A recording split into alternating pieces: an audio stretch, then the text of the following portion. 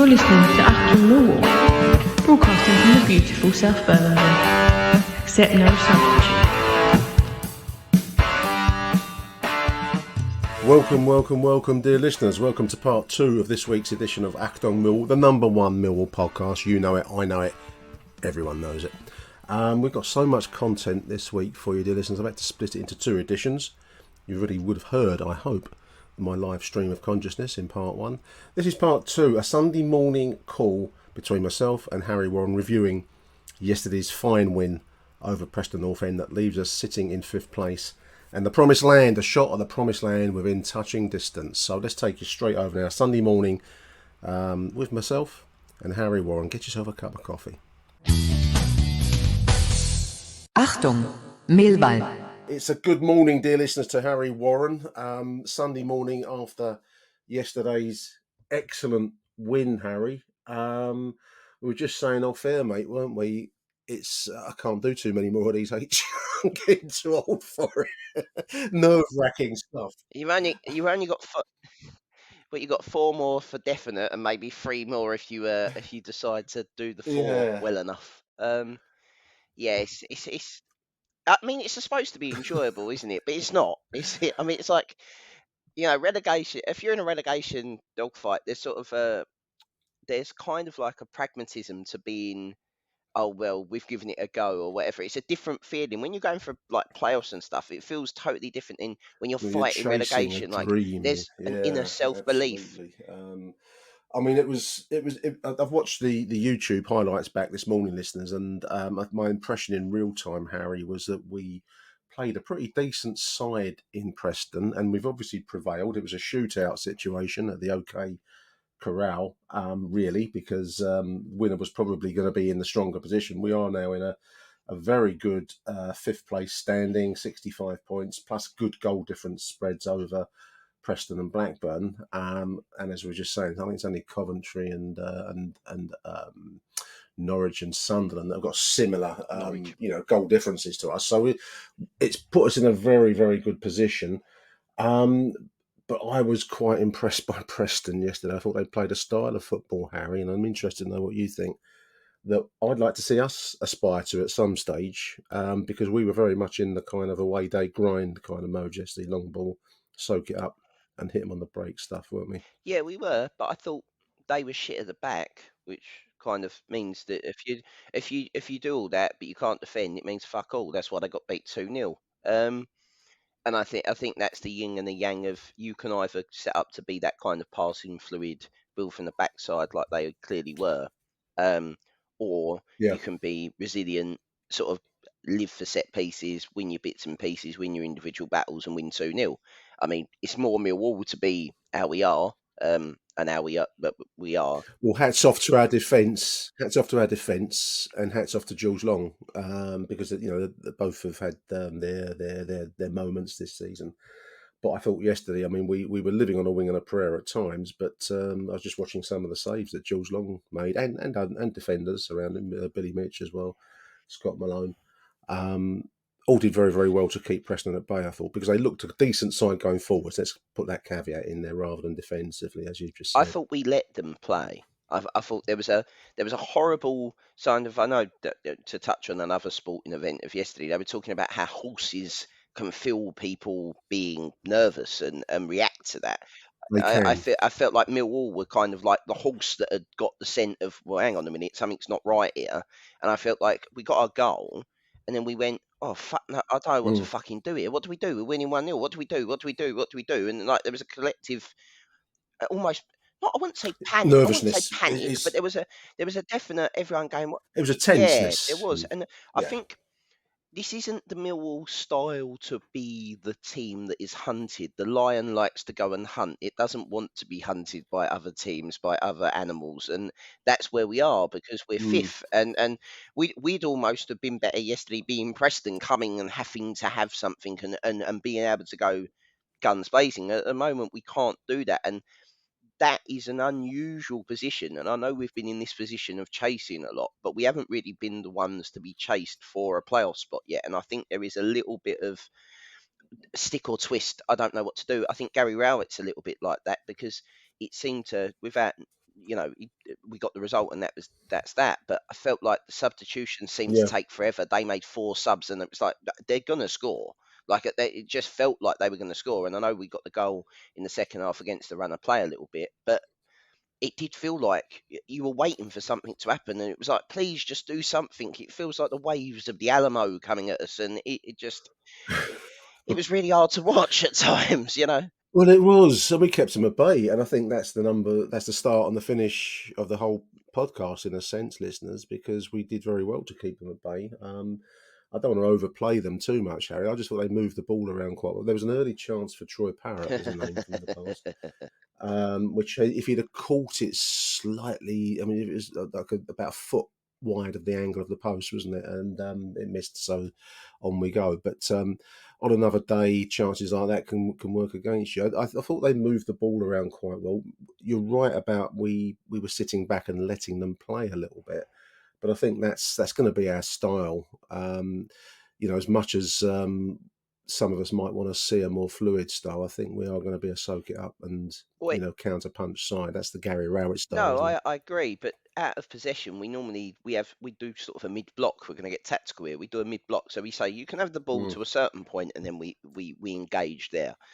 But we've got a man with the front three, but we've got a man in the front three that doesn't do that, and he gets. We're talking about Oliver Oh Burke. yes, Let's name him. fucking Claxon for the most useless football player on 25 grand a week in the world. I don't know what he brings. I don't know. He makes Danny McNamara a worse football player, 110%. He gives him. Because Danny looked a little bit at 6 and 7 They were yesterday, I thought, at times. I think you probably... in front of the East Lower. They're having a fucking argument 20 minutes into the game. If you're Preston, you're sitting there thinking, "Fucking hell, this is great. We've got him rattled." It's not good.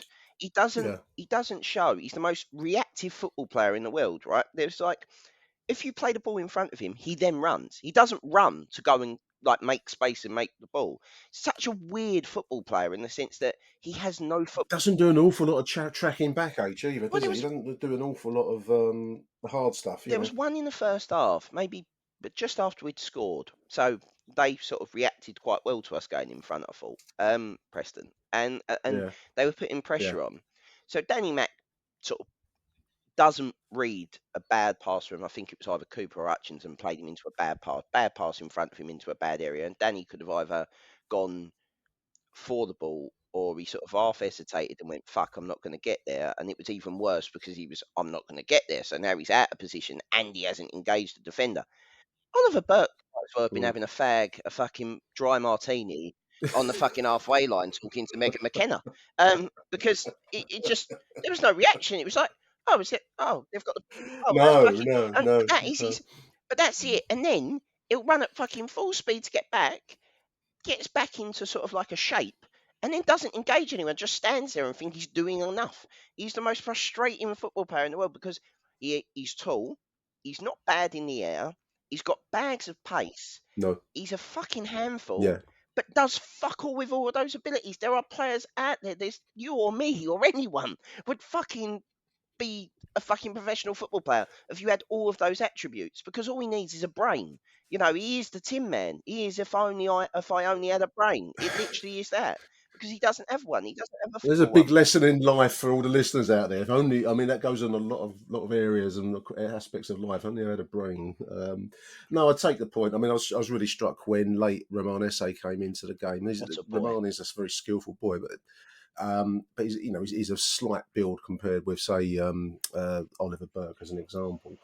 But he's still trying to do the tackling. He's still trying to do the work side of the game, and that's an attribute that will take him a long way in the game. I think one's got a future in football, and it's probably higher than us. There's one out of those two that's got a future that's probably not as high as us. And I don't think Oliver. I think it's very clear to see which one is what. Oliver Burke has got pace. That's kind of his thing. Like that is his attribute.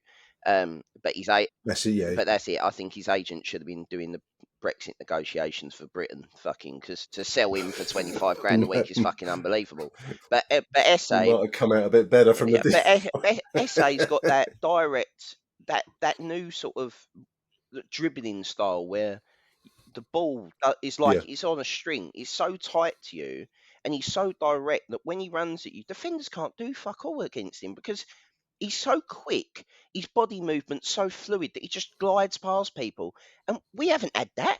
In the entire time that I've gone and watched us, No. I've never seen like for how good Jeb Wallace was. Jeb Wallace is a pace, knock it in front of you, and then the ball travels far, so it gives the defender an option to get it. We've never had a player that fucking can keep a ball like that. I'm trying to think off the top of my head of the last time we've had a dribbling winger. And it's a long. You're going back a long, long time to maybe Jimmy Carter in the past. I mean, we invariably we're pace based wingers, aren't Yeah, we? We get blokes, as you say. Good example, Jed Wallace. Good example. Put the ball in some space and try and beat the man in a running race.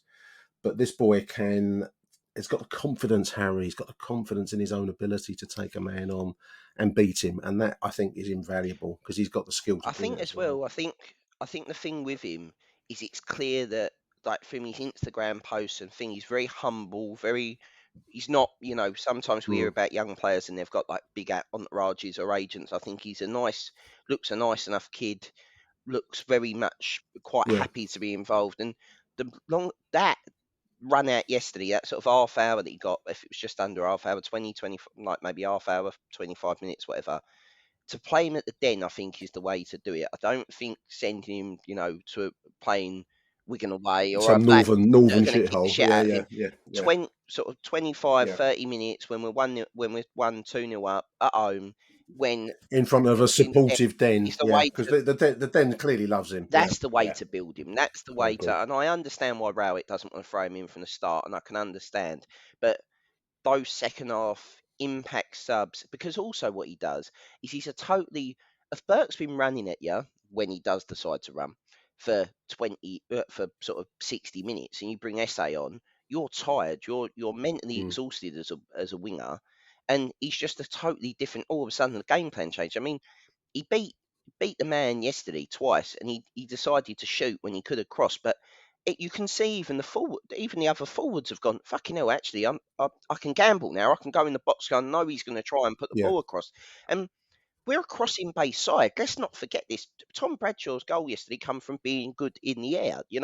Fleming's goal yesterday come from us yeah. being good in the air and knocking it down and scoring. So it's another weapon. We've got to utilise him. If we've got no Honeyman, SA is the next cab on the rank to play, and you've got to play him, and you've got to applaud what he's doing because I think to be We'll certainly bring him in with time for him to have an influence. I mean, I did like the fact he came in with half an hour to play with yesterday. I don't see Gary Rowett changing from Burke now in the remaining, what is it, 3 games of the regular season. Then let's talk about playoff football. I think he's probably going to go with him for the pace aspect of his game, if not the rest of it. But it's great to see Roman Esse coming in with time to influence the game because the boys got the ingredients, listeners. Just want to mention before we go further, Harry. Obviously, injury to Murray Mhm. Wallace pulled up quite early on in the game. I just want to take my hat off to Scott Malone because he's been a player that's cops a bit of stick sometimes, and I thought he did a good job yesterday. He made 1 or 2 pretty crucial blocks at times, and also I think it was his free kick that led to the second goal. So I thought he put in a good shift yesterday, Scott Malone. Yeah, I like Scott Malone. I know defensively he's fucking useless, but I mean, yesterday he wasn't for a change. No, Normally he's no, weak no. as piss, but yesterday he seemed to, it was a day where he seemed to read everything that Preston were going to do. I think he was involved in 2 clearances off the line from the top of my head. Um, Yeah, kind of a semi-miracle one when they were 2-0 down. It was late in the game, but a goal there might have put the cat amongst the pigeons. But he cleared it off the yeah, line. So I think and fair play to I him. think he's Fair only play to played him. probably like 20 minutes of football this season, maybe like at Mm, most. And obviously it's clear that in a back four they don't fancy him. Um, Mill coaching staff, mm. Gary Rowett included, but in the four yesterday he was good. He done well. Whether or not people will target him will yet to be seen. But you can only just judge him on that performance. And his legs didn't go. It'll be difficult for him to get up and go again. I suppose Tuesday will be a real test for him and hopefully he gets through it because we can't. I don't know who the next left back option is. Do you? I don't know. It's No, terrifying. no. Well, obviously Styles is out for the season pretty much, so no. There'll be uh, sticky tape and sellotape trying to put somebody in position that can do half a job, perhaps. I don't know news. I haven't I could seen see anything on Murray Shackleton. Wallace. I don't know what I he's. think Shackleton might end up playing. Might Shacks, end up playing maybe. now, which wouldn't be good. But He seems to be a utility man, the kind of bloke you turn to in these situations. If there's no Ryan Leonard, which there isn't at yeah, the moment. Shackleton has become the new Ryan Leonard, doesn't he? He just plays wherever we New need someone. Ryan Leonard. There's always a living to be made in Mill at Zamba Road for a player that can play anywhere, pretty much. Well taken goal. I mean, you've mentioned Bradshaw's goal on the opener. That was a nice crossing from Zian It Fleming, I was, think, yeah. wasn't it? And Doesn't do nice fuck flick. all though. He's gone off the boil. He's gone off the boil. He doesn't do fuck all, Zion Fleming. He's fucking what a waste of space he is. What a fucking joke.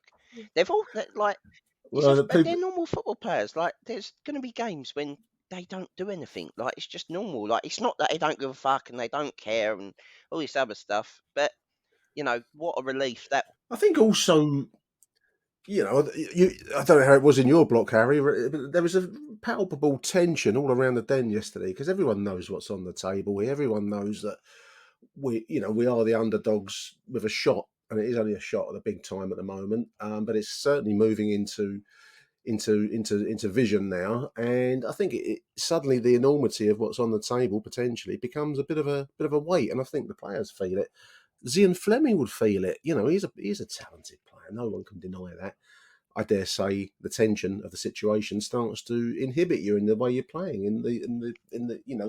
You become more conscious of not making a mistake than gambling and going forwards. We would all be in that situation. So no, I mean it was a good cross, and he can only do what he can do in that situation. Tom Bradshaw did well to flick lovely, it home. I, lovely I was header. particularly absolutely lovely header. Yeah, we've mentioned already the saves, and obviously the rest of the half for Preston that was probably their high point of the game for the rest of the first half because we were clinging on by half time. The second goal, I mean, it's interesting. I've already said how praising Preston and their style of play, but both of our goals really were direct goals incarnate. The second one particularly was basically a long free kick. I think it was Scott Malone took it, I said, and I think it was Jake Cooper got the nod down there, Harry, wasn't it? Yeah, Who fell into the path of Zian. yeah, and he's He put it home. sort of and it was a lovely finish as well from Fleming. Like he's hit it down into the turf, so it Yeah, spins up. He tried doing that at West Brom. I think he tried doing that with a header. He headed it down. He headed it down, yeah, and it took, for whatever reason. Normally, when you head the ball down, it takes like it skims off the turf and gets a bounce and picks up speed. The one at West Brom, which would have put us 1-0 up, was he headed it down and it fucking bounced up and stayed dead, and the keeper could sort of take it in the middle of his hands. And it's interesting that obviously yesterday, different day, different weather conditions, different time of the year almost. Like it felt like summer yesterday at points, sitting in the East Low with the sun baking down you on you. did. Yeah, Um, yeah, it was a warm afternoon, wasn't it? Yeah, it yeah. skims off the turf and it bounces up and it goes in. That's the luck of football. But they're both what they now got. Has he got 14 goals and Bradshaw got 15? 14 goals for 15 for Tom Bradshaw and 14 for Zian Fleming, and I think the next one, believe it's Cresswell. I haven't got With the, I like haven't got the list 6. in front of me, but anyway, it's Fucking, some. but that's mad. Yeah, someone. But it's mad, isn't it? Like, would you say, and I'm not trying to knock him because I love Tom Bradshaw, but would you say Tom Bradshaw has scored 15 goals this season? Does it feel like he scored 15 goals? Does he feel like he's 5 away Well, from not getting when we 20? struggle to score a goal. Struggle to score at all for last 4 or 5 games, haven't we? No, I mean they've come in fits and starts. I remember years ago Darius Henderson scoring in a similar kind of either got hat tricks or Or he went blanks, dry, yeah. didn't he? Um, but I prefer to have Tom Bradshaw and Darius Henderson in my front line any day of Yeah. the week. He's a goal poacher, But, and then it, we've struggled at times, but he got it yesterday. That's all you can yeah, ask but for, you know. that's what I'm saying. Like, I keep hearing this, if we only had a striker. But with Millwall, we've got a 15 goal Well, striker that's there. I think I understand this idea that we need a striker because we need someone to rest him. I get that, and someone maybe to mm, chip in and get 10 themselves or whatever. But between realistically Fleming and Bradshaw, we've got 30 goals this season or 29 goals this season. If they were a yeah, proper front yeah. two, you'd go, oh, Millwall's front two are, the fucking Sky and the Championship would be fucking, the prolific, the prolific duo of thing. In front, Yeah, yeah, yeah, yeah. all three sort of the three teams in up there this season in what Coventry is sixth now. So in the top six, you've got three strikers. They've got that Akpong at is it Akpong at Middlesbrough? You've got yeah, Akpong, Akpong, yeah. yeah, You've got yeah. Chuba yeah. Akpong, You've yeah, got yeah. that Gukerez, is it the one who scored against us at Coventry? Yeah, Gutierrez, yeah, him at Coventry who's got yeah. 20 now, and then you've got Bradshaw. I think they're the top three goal scorers. I might be wrong on that. I ain't checked that, but Gutierrez, is he not a no, Premier this League loan, this Harry? this Is this he guy not? at Coventry's the Oh, one that okay. if we go up, I want us to fucking break the bank on because he's got pace, he's got power, would suit us down to the ground. But whether or not we could ever afford him, I don't know. But you know, If we go up, that's the first time we've heard is that for is that the a little statement? while I mean, now. but the thing is, right? That must be, and it's a serious point. That must be fucking terrifying for the recruitment team. Like just looking at it, If we they've go got up, like a fucking, absolutely, they've got yeah. two lists, big A3. I can imagine there's no computers involved in the Millwall recruitment team, but I just feel like it's a back room somewhere up, down the corridor at Calmont Road. They just sit there with a big fucking dartboard, just throwing darts at random football players. Achtung, Millwall. That's a laugh. Oh, that's a laugh, Harry. There was a video. I think the one of the Mill TV videos. They were doing like a blow, like a straw blowing the ball across the table game for the players. Bit of fun. And in the behind, I think it was Jules Long when he was doing this blow football thing, table football thing. Lurch is the steward, is also the chef at the training ground. Now, I don't know Lurch. I don't know him at all. I don't know his qualifications. He must have qualifications, cookery Why have you qualifications said to he must have? get the job. It's Why very have you said he Millwall, must have? It's Millwall. There's no guarantee that he did. He was just there. unless he can knock up a fry up. I don't know. Sports nutritionist It's very Lurch. Millwall, isn't it? Lurch, the sports nutritionist. Doubles up as the heavyweight steward, and he also does a bit of cookery. Anyway, But that's no, but you're right. But you're right. But that is the standard. So you'll sit there, and Millwall would have two lists, right? And if you get promoted, what do you get? 80 million, right? Straight away, right? So 80 million. yeah, If Millwall yeah. spent 10% of that, right, it's 8 million. Still blow our fucking transfer window. Like it'd just be ridiculous. Like this to be even talking about this with 4 games left is ridiculous, right? It's now, I wasn't when we done, Well, let's have a look at the league table, because we are now, listeners, at the stage of the season where the games narrow down very quickly. We're on 42 games. Are just 4 games to go. Birmingham on Tuesday night makes it 3 games to go. So we're talking about Luton looking pretty settled in third place. I get every sense that Middlesbrough's probably going to finish just behind them in fourth. At the moment, Millwall offer those third and fourth places, but looking as close as we can ever say with Millwall, pretty much like we're on course to finish either fifth or possibly sixth. it would be, So at the moment, Harry, if Middlesbrough's our matchup, if that's that's not what good. it gets to at the end of the That is season, not good. That is not good. That is not what we want. with the home leg at Millwall first of all, and then the away game at Middlesbrough, if that's how it works out at the moment, I hasten to add Blackburn, Coventry, and Preston, possibly Sunderland, Norwich are fighting over the remaining spot at the moment, subject to the gods of football, and they can always smile and sneer at you. So, but at the moment, that's who we'd be looking at, mate. You got to take who you take in a semi-final, playoff I mean, I semi-final, don't. two-legged. Yeah, I mean, I don't fear Luton at all. I don't fear. Out of that, if it finishes how it is now, I'm fucking terrified of playing Middlesbrough because they can score goals, and that's difficult to stop, especially as Millwall keep getting more and more injuries seemingly have started to creep in. Leonard, Yeah, Honeyman, that could be a Murray, factor. it, Yeah, yeah, yeah. it's starting to add up a little bit. And to be honest, we are. It was nice to see Mason Bennett back yesterday. How fit Mason Bennett is ever at any point is an interesting When he went question. in for a tackle, and I think I said it's like throwing the Ming vase. Doing the washing up, and I'll stick that in there, Harry, as Yeah, well. Whilst you're at it. he might be needed. This is the But, mad thing. Like even if yeah, Styles, Styles might be out for the rest of the season, but then you got to remember that the season might extend for 3 weeks.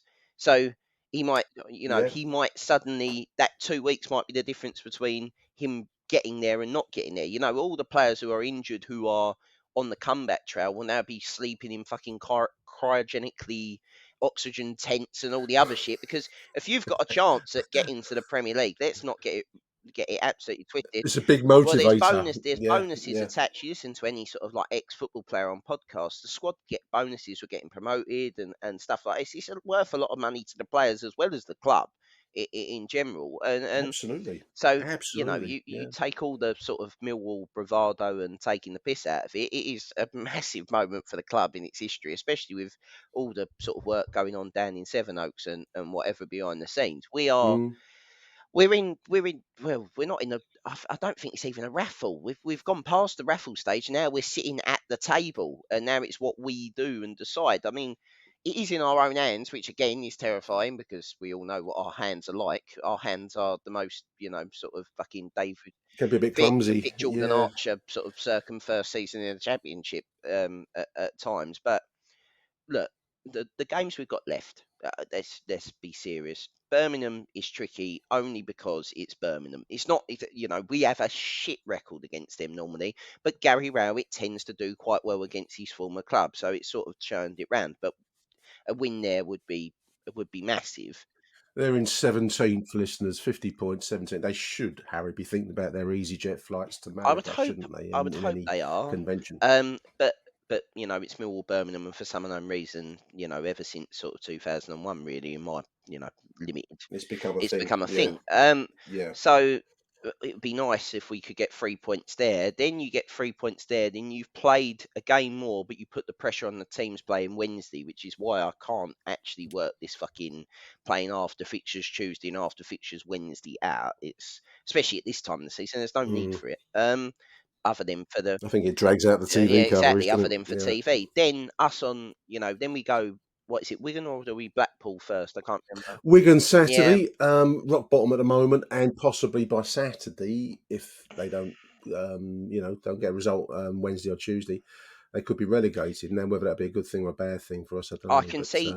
they've conceded 63 Yeah. goals this season. That's what I'm looking at. Let's be honest. If we got trying to work it out, if we got 7 points, I think we'll get in. At 7 points, you know, that's two more wins, one draw, and one possible Mm, fuck up.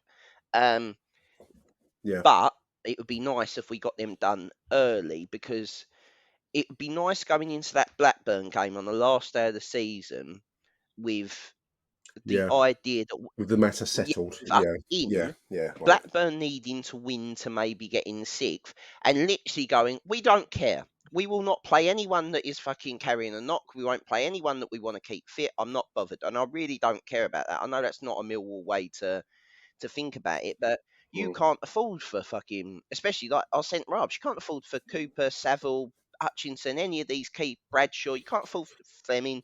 You can't afford for any of our match win no, to get a to get a knock. knock in a game that won't matter, and you might as Yeah. well just go, I don't care. Like we're in. We don't care. It's no difference to us to finish fifth and play Middlesbrough or finish sixth and play Luton, as it were. You know, it would. You've got to beat them Well, all anyway. I think whichever way round it goes, we're probably going to if we're going to finish in the playoff zone. Let's look at it. We're going to finish either fifth or sixth. We're not going to finish fourth, which means that we're going to have the home leg first. And to some extent, Harry, because I've had bad experiences in the past of home legs in the second in the second game. They tend to finish in riot and mayhem. It's probably not a bad thing to get the home game done and then travel away. We are an away-based side, and I don't know that's a bad thing to have the home leg first and then go away looking to Is that to the get some home form leg? of result away See, from I home. get confused now because I swear they changed the way how the playoffs are set up every year. Didn't it used to Right? be the home leg if you finish like this is what I don't get. You don't if you finish higher, you actually get the home leg last, but it's a midweek fixture. It's never Saturday. So you get like a Tuesday night No. under lights, whereas we'd get a Saturday 3 o'clock Well, you get a Friday or a night. You Friday get a night Friday or a night at Saturday, Millwall, right, then at Millwall, which suits us. I 7:45. totally agree what you're saying. Like 7:45, pissed as a fart Millwall turn up to have Middlesbrough turn up into town, and it will be.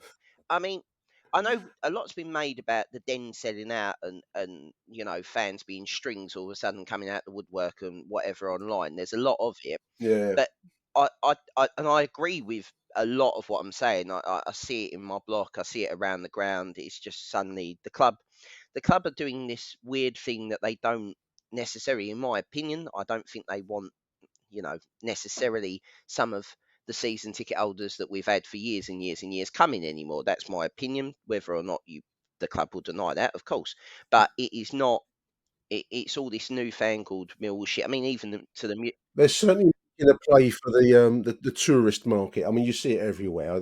Where I sit has traditionally been a pretty empty block. One of the reasons I go up there, listeners, is so I can talk to myself and no one thinks I'm a nutcase.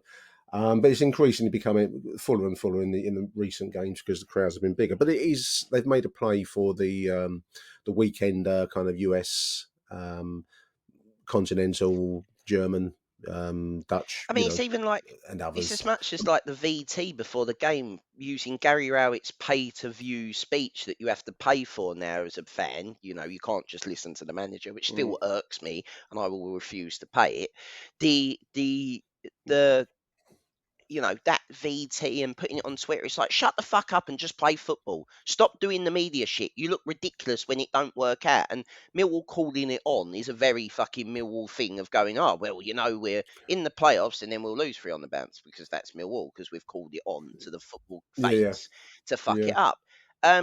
But I don't think for how many strings will be in the ground over those playoff games if we get there, big if, will I think the string element will be well and truly put into their fucking place on that night, and the 13,000 that give a fuck, as I'd put it, the 13,000 will rise to the occasion, and they'll get swept up in that, because I think everyone's. Oh I God, think yeah. I mean, everyone's been. I think the home games recently where it's been flat and it's been. I think it's because there's been an expectation, which is very un-Millwall, that we're going to come and be entertained and beat a Huddersfield, or we're going to come and yesterday against Preston, after we got the goal, there was a release and it was nervous tension and whatever. But it was yesterday didn't have the hype, no, that's H, it. did it? I mean, we had hype against Huddersfield. Luton and Huddersfield and others, Sunderland, when we played them. Full houses, blah blah blah blah. We didn't really have the same hype yesterday. It was a decent crowd in, 16,500. But it didn't have the same kind of weight of expectation, which I think is no bad thing. It doesn't suit us as a No, club. I mean, the only other thing that strikes me with the tourist market, and I read the same things that you read online. We've both been around Mill for a long, long time between us, but it's the price of the big time, and you can like it or you can not like it. But if you do get into the Premier League, it will change the club, and I mean the days of 9,000, 10,000, Harry, are long. this is Look at true. the crowds we've had this It's season. true. You Also, know, there's I looked just before you and I started speaking. We've not had a crowd under. I think the lowest crowd was Blackpool early in the season. We've got 11,000. Other than that, it's all been historically 12s and pluses. And then obviously in recent weeks we've been selling out repeated 16,500. Yeah, once upon a time that would have been massive. a massive crowd, Now huge. you So see it as normal. this is we're not quite in the big time, listeners, but this is the big time, what it feels like, and we can moan, but I don't think it's going to I change, mean, like it's Harry. simple. It's simple things like yesterday. So I rocked up to the ground at 2:30. Normally, 2:30 is well too early, almost. You sail Yeah, through yeah, yeah, getting into the. I refuse to call it yeah. the Docker stand, so I'll call it the East.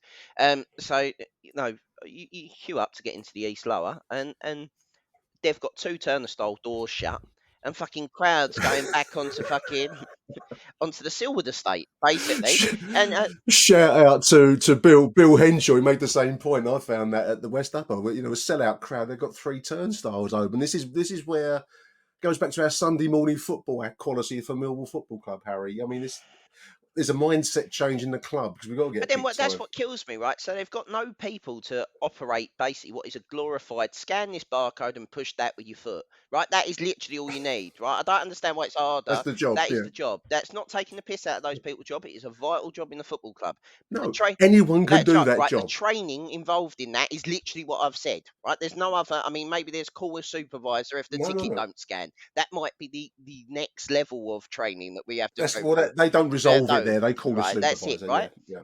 Fucking I walk down, and I don't know if anyone else, who listens to the pod is located in the blocks that I'm about to talk to. But you get halfway down, as soon as you get past block 44, in the lower of the East Stand or the Dockers Stand, whatever way you want to call it, you now have five Yeah, stewards yeah. standing there checking your season ticket to make sure that you're not going into a season ticket bit where you have to pay more money than the other bit of money, because the club aren't very happy Oh with this, right, I right? haven't seen the So I get right, checked to go to my seat, which is very un-Millwall, and it started happening about right. 3 or 4 weeks ago or whatever.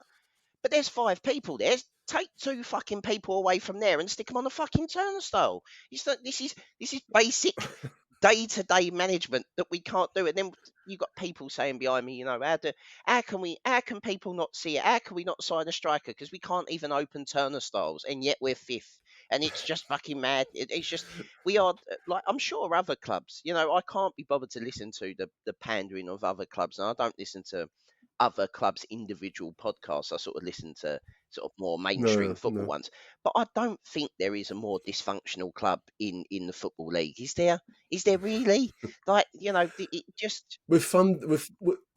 We're forever fundamentally, Harry. We're forever in our minds, or those that have followed the club for a long while. We're really always a third division mid-table side that has got has had a good run, Because I've been spoiled, right? and we will carry that forwards See, like forever. I said, I'm trying to. That's it. Pose an interesting question. If I look at it, do I think we're a third division club? Because most of my, I was born in '90, and you don't I mean, really, in terms of yeah, but mindset, you don't really, maybe you don't have a brain, or I can't fucking remember anything before I'm sort of 10.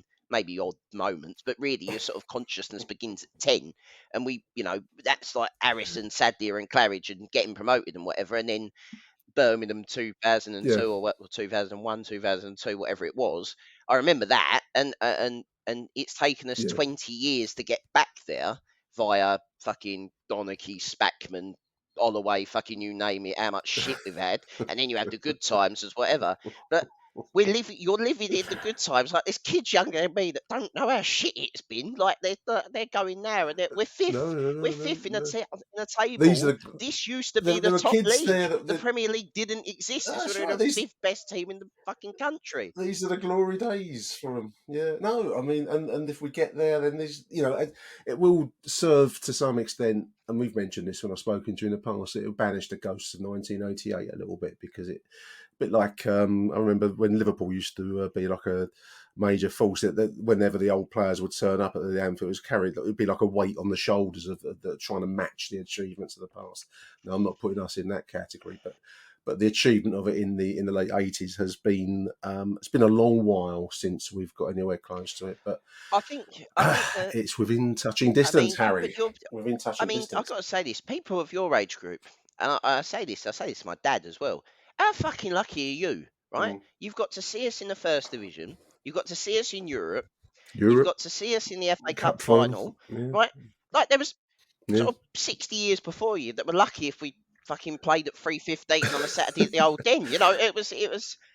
There was 60 years where we were in the fourth and third division, struggling to get out of them. It's the Yeah, Monty. yeah, but It's the Monty Python from the Life of Brian, the fucking bloke in the cell, being hung from the shackles, going, "Oh, you don't know how lucky you are. I'd kill to be spat on." It's literally like that. But there needs to be a sense of realism. But we are so close that it is very different. Like when we done that live thing the other day, you come off there, and the sort of Millwall gallows humour of Millwall is that, oh, we've fucked it up now, we're dead, right? But then it's the literal yeah. bipolar nature of us, is that we win 2-0 on that the following Saturday, and now everyone's like, we're fucking there, we've done it, it's fucking brilliant, we're playing well, and that is what Well, being a Millwall. win out the blue yesterday, and now we're Yeah, there. yeah, that's. We've got Birmingham Tuesday night. Huge fixture Tuesday night, Harry. A win there doesn't quite settle matters, but it moves us into as close as you like.